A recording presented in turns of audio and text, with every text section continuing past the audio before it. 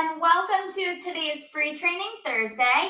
I have Senior Training Specialist Darren Juby here with me today, and he'll be taking us through Outlook and Exchange links, email and contacts and calendar. If you have any questions, please don't hesitate to put them in the sidebar, and we'll get to them at the end if we have time. Without further ado, I'll turn it over to Darren, and he'll take us through his presentation. Thank you very much, Amanda. Good afternoon, everyone, and welcome to this week's Amicus Next Free Training Thursdays webinar. So as Amanda said, this week we're going to be focusing on the Outlook and Exchange links in Amicus Attorney for both email and calendar and contacts, respectively, and discussing some basics so that we can help you ensure that you're able to set up and configure and take advantage of these powerful features within Amicus Attorney. So as Amanda mentioned, my name is Darren Juby, and I'm a Senior Training Specialist here at Amicus Next, and my focus is the Amicus Attorney product line. As always, if anyone has any questions during our session today, please do utilize the questions field here in GoToMeeting, and time permitting, we will get to answering them towards the end of our session, and if not, please do include your email address, and we'll happily follow up with you afterwards to provide you with the information that you seek. So now, without further ado, let's begin our basic overview of the Outlook and Exchange links within Amicus Attorney. So just a very brief agenda of what we're going to be touching upon here today. For the first little bit, I'm going to be talking, we're going to do an overview of the Outlook and Exchange email integration link within Amicus Attorney, and then I will do an overview of the calendar and contacts link within Amicus Attorney, and we'll touch upon both Outlook and Exchange variations of those links. Then we'll have one more talking point where we talk about Outlook versus Exchange, and hopefully that conversation will help you to determine which one you should be using. From there, we'll do a demonstration of the setup of firm settings, and then we'll take a look at the preferences for both email integration and calendar and contacts link. And in both cases, just to preface everything today, I'm going to be using Microsoft Outlook as my link format versus Exchange, just for the simple fact that it's much easier to demonstrate in the time frame that we have.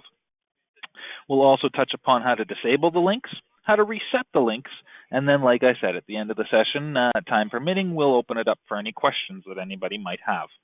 So to begin, let's do an overview of the Amicus Outlook and Exchange email integration link.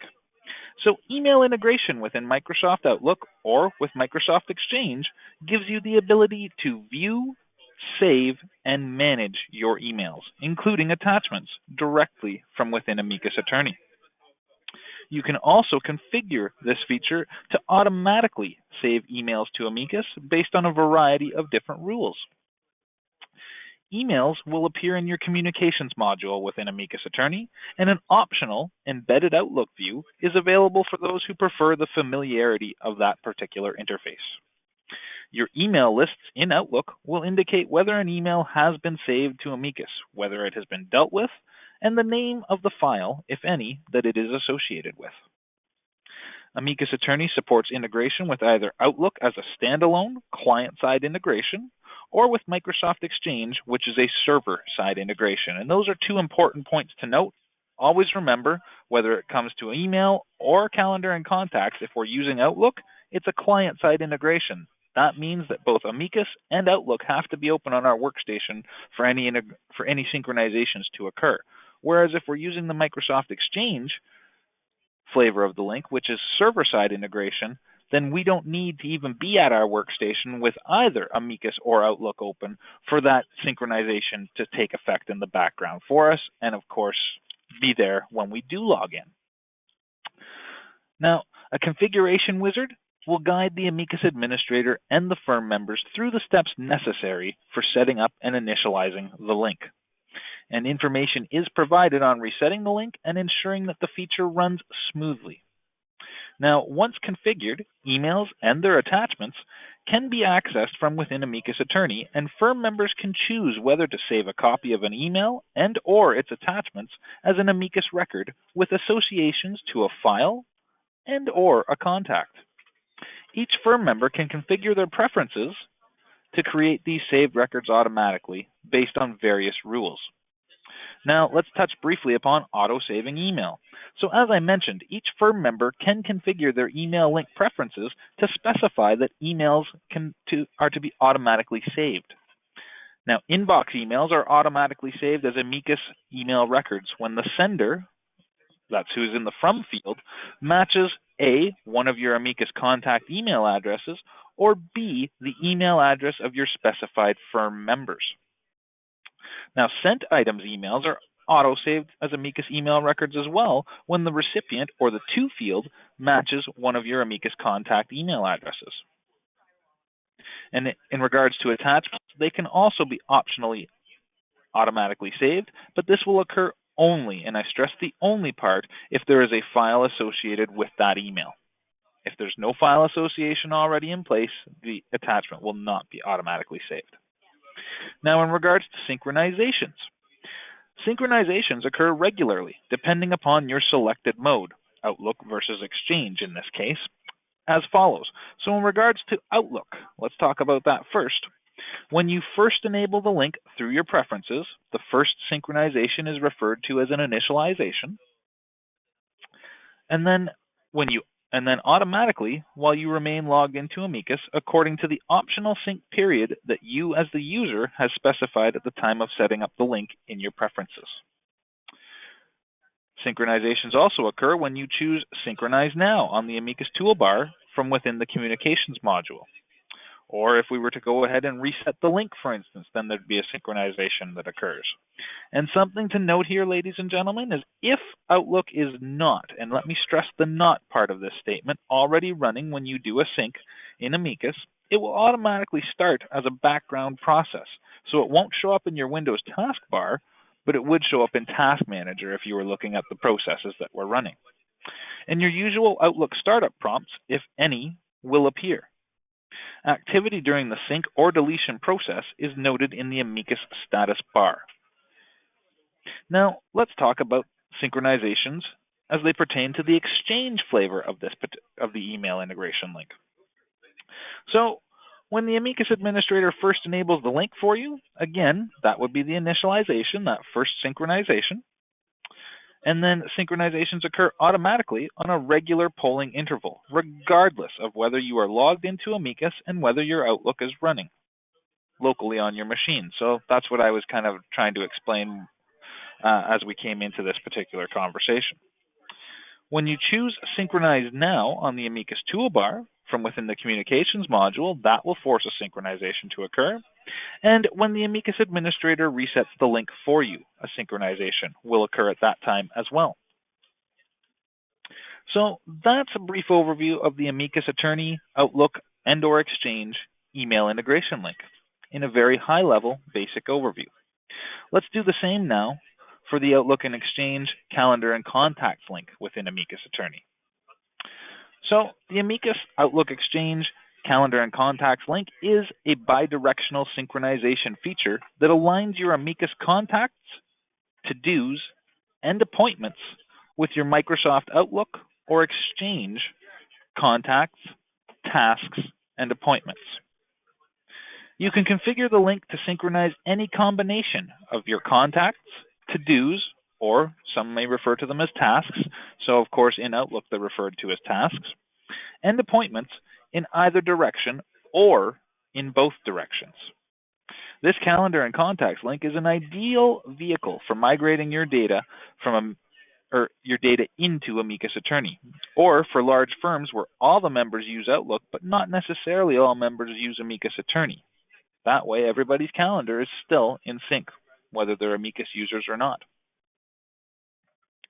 Amicus Attorney also supports integration with either Outlook as a standalone or client-side integration, or with Exchange, which is a server-side integration. So much like I explained in regards to the email integration link, if we're using the Outlook standalone, which is a client-side link, then of course Amicus and Outlook both must be open for synchronizations to occur, whereas if we're using the Exchange flavor of the link, which is server-side, then from our workstation it's not important as to whether Amicus and/or Outlook is open. Those synchronizations will still occur because they happen at the server level. Now, the link can handle firm member and people group assignments, file associations, and custom field synchronizations. Configuration wizards will guide the Amicus administrator and the individual firm members through the steps necessary for setting up and initializing the link. And of course, much like with the email integration link, information is provided on how to reset the link and ensure that the feature runs smoothly.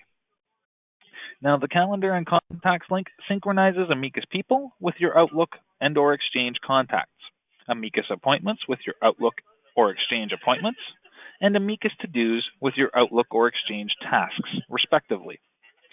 So in a basic configuration, if your firm uses Outlook standalone without Exchange, then your Amicus administrator will configure the link to synchronize Amicus with the Outlook client on the firm member's workstations. If your firm uses Outlook with Microsoft Exchange, well, your Amicus administrator will configure the link to synchronize Amicus with the Exchange server itself. Let's talk about synchronization directions. So each firm member can set the direction in which records are synchronized during initialization. It can go one way or it can go both ways. And also the directions that new records and updates and deletions to already synchronized records are synchronized subsequently. So essentially the link can be set to synchronize contacts in both directions, one direction only, or not at all. And those same choices are available for your appointments as well as your to-dos or tasks. Now let's touch upon synchronizations here briefly. So synchronizations will occur regularly depending upon your selected mode. Again, Outlook or Exchange as follows. So we'll touch upon the Outlook synchronization scenarios first here. So much like what we talked about with email integration, with Outlook, when you first enable that the link through your preferences, the first synchronization in this case is also referred to as the initialization. Each time you start Amicus Attorney and log in, if you choose that option in your preferences when you're setting up the link. Automatically, while you remain logged into Amicus, according to the optional synchronization period that you specified in your preferences when setting up the link. When you choose Outlook, perform synchronization from the Tools menu within Amicus Attorney. When you choose Outlook and process deletions from the Tools menu in Amicus Attorney. And of course, when you reset the link. These are all scenarios where synchronization will occur. Now do note as well, and much like what we stated with the email integration, if Outlook is not already running when you do a synchronization in Amicus, it will start automatically as a background process. So again, it won't show up in your Windows taskbar at the bottom, but if you were to open up the Task Manager and look at the processes that are running, you would see Outlook in there. And any Outlook startup prompts that you usually see would appear. Activity during the synchronization or the deletion process is noted in the Amicus status bar. Now, if we're talking about Exchange, then let's talk about quickly when the synchronizations would occur in that regard. The Amicus administrator, when they first enable the link for you, again, the initialization is that first synchronization. It also synchronizes automatically on a regular polling interval, regardless of whether you are logged into Amicus and whether your local Outlook is running. And of course, when the Amicus administrator resets the link for you, a synchronization occurs at that point as well. So that is a very basic overview at a very high level of the Amicus and Outlook and Exchange calendar and contacts link. So now that we've touched upon both the links and we've touched upon both flavors in both cases respectively, let's now talk about how to determine which way to go, Outlook or Exchange. So which one do you use, Outlook or Exchange? Those who configure Amicus Attorney to support either email integration and or calendar and contact synchronization through Exchange will enjoy the added benefit of quote-unquote always-on synchronization that occurs automatically based on a regular polling interval, regardless of whether they are logged into Amicus and whether that local Outlook client is running on their workstation. Now, you guys have heard me mention that a couple of times already throughout this session, because I can't stress enough just how beneficial that particular feature really is. This is especially beneficial for those who have configured their preference for auto-saving of emails. Now, basically, because the Exchange link is server-side, Amicus Attorney and Outlook on the workstation, like I've mentioned earlier as well, really have no bearing on its functionality. Now, if you're not sure as to whether or not your email is Exchange Or if you use Outlook, but you know for certain that you're not using an Exchange account, then perhaps using the Outlook option for these links would be the best recommendation I could make to you. Now, please note that if you are using the Outlook links, the link is client-side and therefore is dependent upon both Amicus Attorney and Outlook being open and functional on the particular workstation. So we've done enough talking at this point. We're about halfway through our session, so let's now dive into what we actually do to set up these links. So the first thing we're going to talk about is the firm settings side of things. So as an Amicus administrator, I would log into Amicus, as you guys will see here on my screen, and in the administration section here on the left in the navigation panel, I will click on firm settings. Now, I have already done this particular part of the firm settings, or the setup, if you will, but I'm going to walk you guys through it just all the same here, just to make sure that we're clear on everything that goes on. So you'll see here in the firm settings under the Outlook Exchange link section, I've got an option for contacts, calendar, and email link configuration.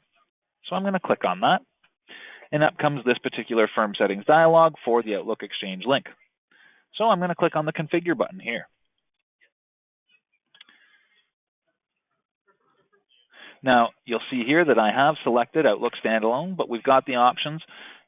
We're being asked, how does our firm use Microsoft Outlook? Do we use it with Microsoft Exchange or Outlook Standalone? Like I said, in this case, I'm selecting Outlook Standalone, and we'll move along from here. So I will click the next arrow. Now, let me just stress things here before we move along, just in case the link has already been set up for whatever reason and you're switching between Exchange and Outlook. I want to tell you guys about the effect on any existing link users that could come into play here. So if you switch from using Outlook to Exchange, any firm members who have the Outlook client-side link enabled will continue to synchronize with that method, but any other firm members will no longer be able to choose the Outlook link as an option to configure in their preferences. Only Exchange would be available. Now, if it's vice versa, if you switch from using Exchange to using Outlook, any firm members who have their Exchange link enabled will no longer sync with that method. Their links will no longer be enabled, and the Exchange option will be removed from preferences. Only Outlook would be available. So any scheduled Exchange link initializations or resets would be canceled at that point as well. Now, if we were selecting Exchange, you would have selected the Microsoft Exchange radio button there. You would have been prompted to enter the Exchange email address and password. It would then indicate whether as well, there'd be a checkbox there to indicate whether your Exchange is provided through a Microsoft Office 365 account, for instance, via the available checkbox. At that point, you would click on Test Connection.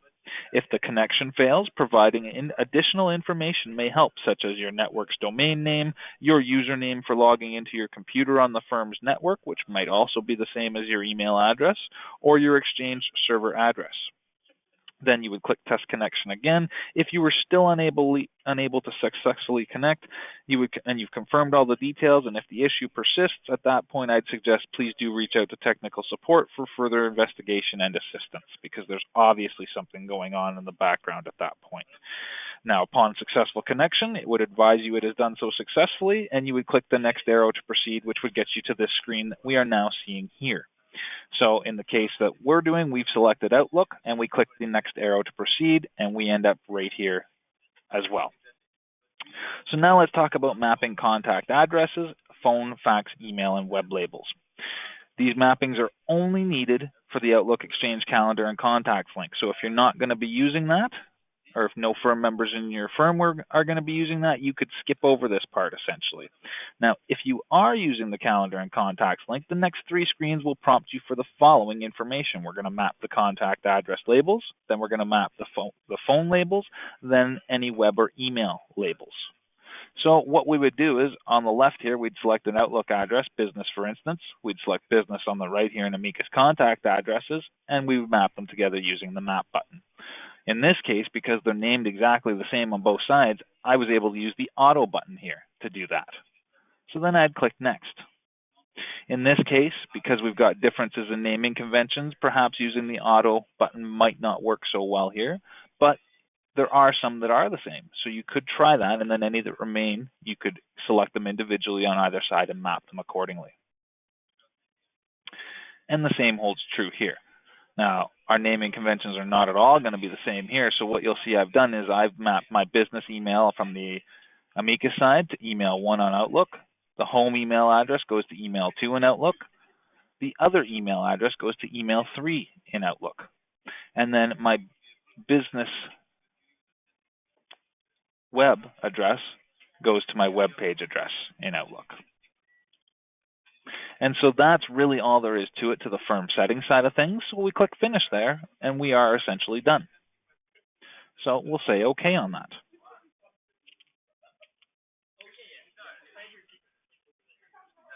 So now let's move along to the preferences side of things. So now as the administrator, we've taken care of the firm settings side of things, but each user has to individually go and set this up themselves at their workstation, especially in the case of using the Outlook link is what we are doing in this case. So we're logged in here as a regular user now, or even as an administrator, I'm doing this at my workstation. Even setting it up at the firm settings level, I still have to go to my workstation and set up the actual links. So I've done so. I've clicked on preferences here. And you'll see down here in the lower right-hand side, we've got the link section. We've got an option for email, and we've got an option for calendar and contacts, respectively. So let's take a look at the email link first. So clicking on email, you'll see that we get the following dialog here in front of us. So as I stated, the only option I have to select here is Outlook because that's the selection we made in the firm settings. And so at this point, I could click on the link guide if I wanted to review things and make sure that I'm on the up and up on what I need to do. But in this case, we'll pretend that I've already reviewed that link guide, so I'm going to proceed accordingly. So we would click on step 1. This is where we specify our basic synchronization settings. So as you can see here, we've got options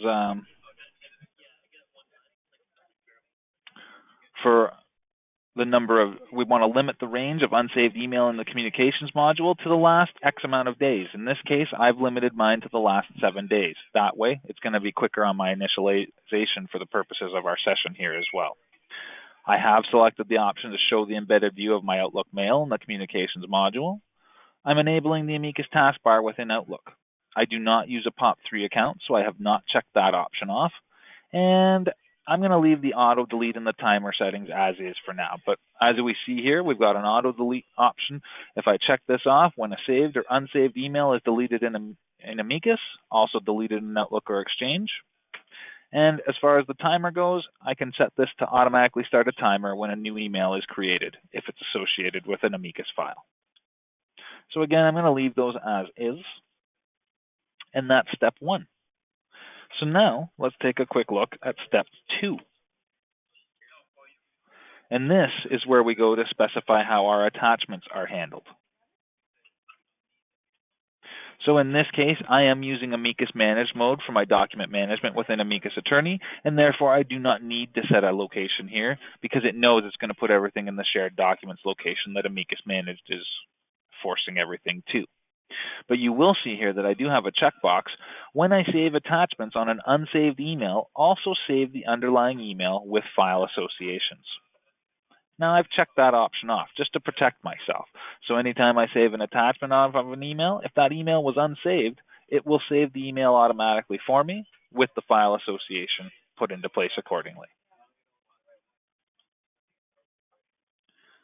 Now step 3 is where we go to specify our autosave settings. So as you can see here, autosave email sent received in my email program where the sender or recipient matches one of my Amicus contacts. I could check that off if I want that to occur, but something I need to stress when it comes to utilizing autosaving of emails is if the client is on more than one file, it's not going to know which file to save it to. So therefore, you would have to go in and manually select the file associations. But if the contact is only on one file, then Amicus will be very easily able to determine the file that the email needs to be associated to, and therefore that will automatically take place, if that is checked off, of course. And so the last option here is step 4, and this is where we go for initialization and or to reset the link. Now I'm going to touch upon both the Outlook and the Exchange options in this particular case, just so we don't miss anything from an informational perspective. So from the Outlook perspectives, as you can see here, we check off that we've reviewed the user guide. We could apply autosave settings if we had selected that. I do check off the options that I am currently logged into my customary workstation where my Outlook is configured, and I do have Outlook open here as well. And I am ready to begin processing my email. So I would check that off, and I now have the option to click on Begin Process. Now, if this was the Exchange link that I was setting up, not Outlook, then what I'd be doing is once I've checked off all of these options, there would be a Send Sticky button that I would click on that would send a message to our administrator telling them that I'm ready to initialize the link. And they would do that through the Exchange Management option within Firm Settings. Now, because I'm using Outlook, I'm going to begin the process here. And as you can see, we had a progress bar there. I didn't have a lot of data to go through, but our email initialization has completed successfully. So if I say OK on that, I'll click Finish, and I'll click Close. Now I very need to quickly log out and log back into Amicus Attorney just to make sure that those changes have taken effect. And so that's what I'm doing here. And I do recommend that. Anytime you guys have set up any links like this, log out and log back in afterwards just to refresh everything and make sure everything is in synchronization, for lack of a better way of putting it. So I'm going to just quickly click OK on that notification. And if we go over to the Communications module, you will see that there's my Outstanding tab, there's my All tab, but there's also the Outlook tab, because I specified in my preferences that I wanted that simulated Outlook view.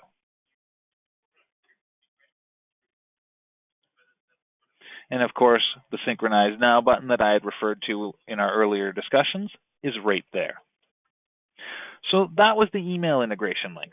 So let's quickly now touch upon the Contacts and Calendar link as well, because we've got just about enough time to go through that, and we're going to go a little past the half-hour mark here, but not too much, and I'll leave open any time for any questions that might arise here. So again, I'm clicking on Preferences, and this time, under Links, I'm going to select Calendar and Contacts. So again, I need to choose which one am I using, Outlook or Google. Now, of course, we have the options for Google, but I'm not going to touch upon that right now. But if we had enabled Exchange, then we'd have Exchange as an option here. But because we selected Outlook's client-side standalone, that's what's being presented to us. So I'll now click the Configure button. And of course, we're going to go to step 1 here first, which is where we go to specify our basic synchronization settings. So I've checked off the option here to ask me each time I log in if I wish to synchronize with Outlook. And I've also got it set based on this check mark here to synchronize automatically every, and you'll see I've got a drop down here for 2, 5, 15, 30, 60, 90, and 120 minutes respectively. I usually stick around the 15-minute mark, and that's what I usually recommend to people. And there's a very simple reason behind the logic that I'm using on that. If I go anything shorter than this, that's all well and good, but what happens if I've got a lot of data in one synchronization run? Well, then I run the risk of a synchronization starting and not even completing before the interval hits for the next synchronization to occur. I don't want to create that type of contentious situation, so I've left it at 15 minutes. That should be more than enough to cover me on a proper synchronization, no matter how much data I've got. And number 2, I should never run the risk of one starting and not finishing before the next one begins. And again, I can always force a synchronization if I really want to, so that's not an issue for me. So I'm going to click Finish here.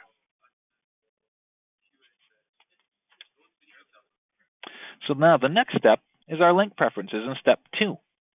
So you'll see here on the first screen, I'm being asked, when a linked record has been changed in both applications or when a new record has been created in both applications prior to a synchronization, how are we going to resolve these conflicts that might arise? Are we going to use Amicus data or Outlook data? You'll see I've selected the option to use Amicus data. So I'll click Next.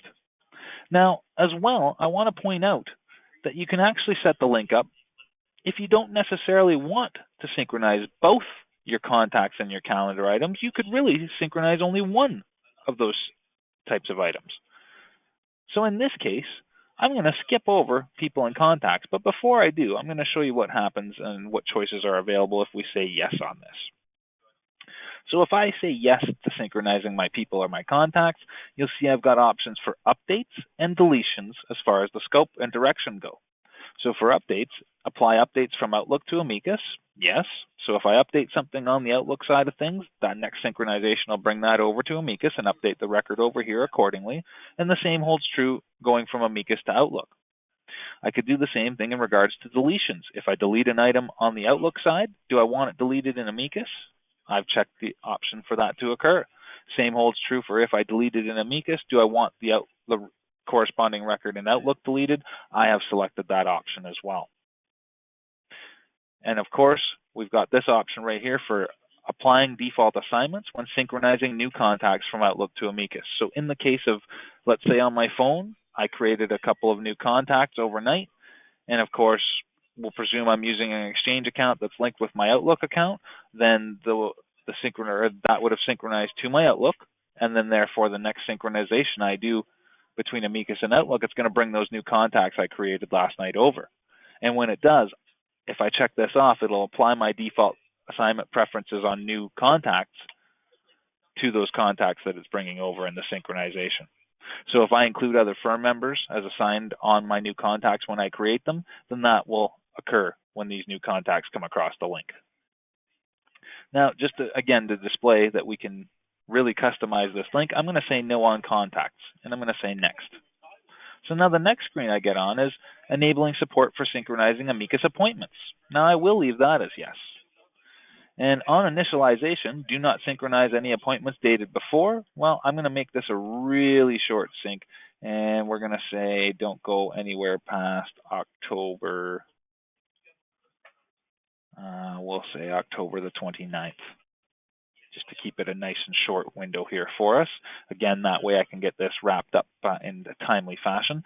And again, we've got the same update options for updates and deletions, applying updates from Outlook to Amicus or Amicus to Outlook, and same holds true for deletions.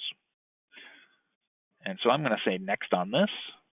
And I've also got the option here to enable support for synchronizing my to-dos or my tasks. So you will see that the calendar appointments are separate entities from the tasks or the to-dos as far as the link itself goes. But I'll say yes on this, and we'll check off this and say on initialization, do not synchronize any done to-dos from before. Again, we will say October the 29th right there. And again, there's my updates and my deletions options. And I will say finish on that. So now step 3 is where we go to deal with our match criteria. So field mapping and match criteria. So let's take a quick look at that. I'll click next here. And so as you can see, appointments are linked based on the following match criteria. Those are automatically checked, and I can add these additional options if I so choose to do so. This is for my to-dos, and I would have had a prompt for contacts had I selected that option in the link settings earlier. And again, those are the ones that were automatically doing our match criteria based upon title and start date, but I could include assigned firm members and event category fields as well. So I'll say finish on that. And now let's move along to step 4, which is initializing the link. So again, I just want to briefly touch upon what would happen if this was Exchange versus Outlook. We'd have a send sticky button here. So once we checked off all these options, we'd click send sticky. It would send a message to our Amicus administrator. They would know to proceed with processing our initialization from their end of things in the firm settings. In this case, of course, like we mentioned earlier with email integration, we're using Outlook, so this is all client-side or workstation specific. So I will check off these options here, like so. And I can initialize in one direction only if I choose to do so, from Amicus to Outlook or Outlook to Amicus. By not selecting that, we're initializing in both directions, of course. And so I'm going to click on the Begin Initialization button to kick that process off here.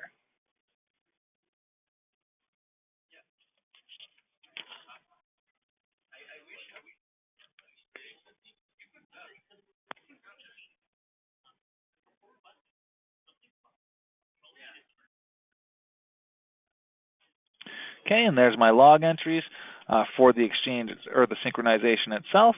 If there was any errors in regards to the initialization, I would find that information here. So I'm going to just click close on that. We'll click close there, and I'll say OK here.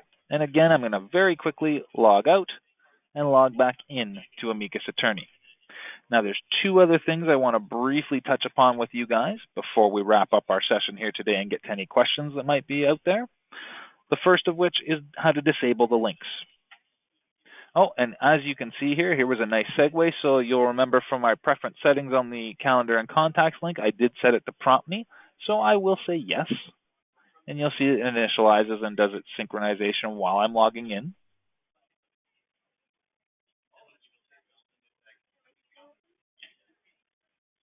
And just like that, we've enabled both email integration and contacts and calendar synchronization with Microsoft Outlook.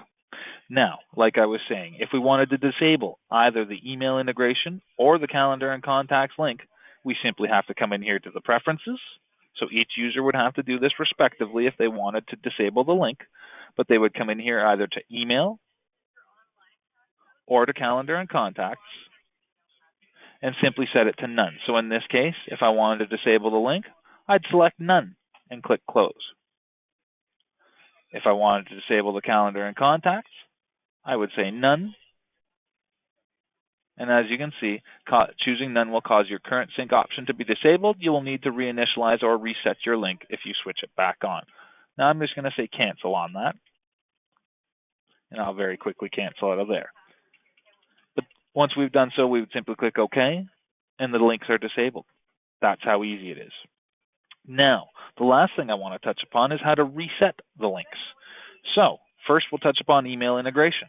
So if I wanted to reset that, I'd come into my preferences here. I would select email under links. And you'll see down here, I would go to step 4, which is initialization and reset.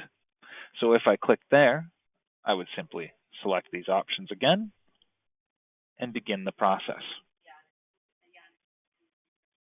Basically the same process as when we first initialized the link.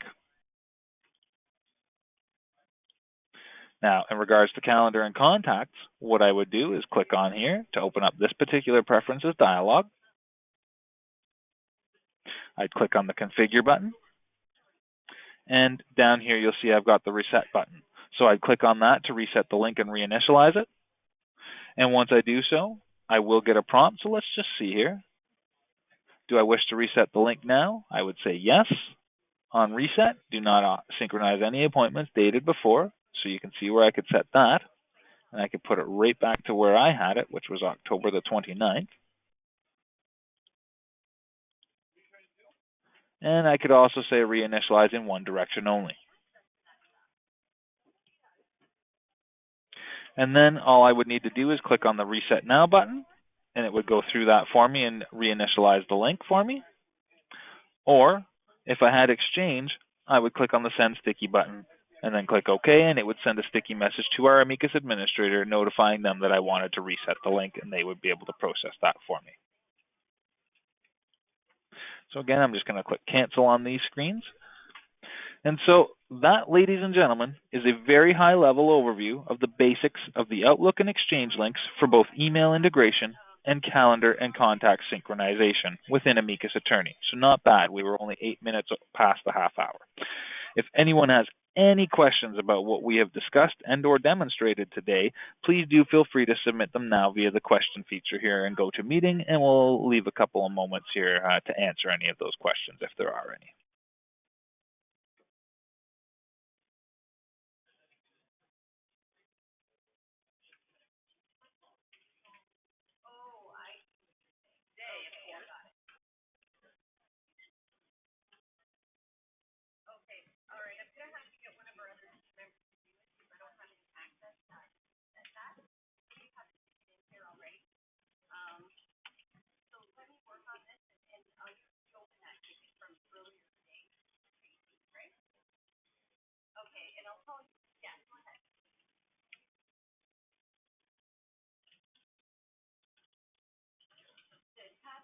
All right. Doesn't look like we've got any additional questions coming through at this point. So with that being said, it does look like we have reached the end of our session for today. I want to take this opportunity to thank everyone who took the time out of their busy schedules today to attend and participate in today's Abacus Next Free Training Thursdays, Amicus Attorney Outlook and Exchange Links Basics session. Next week, actually not next week, the next Amicus Attorney session will be on November the 15th, and that will be Amicus Attorney Document Assembly Basics. So I do hope to see you all at that time, and then 2 weeks from now. And again, thank you all for attending, and please do have a wonderful rest of your day today, and a wonderful rest of your week and weekend to come.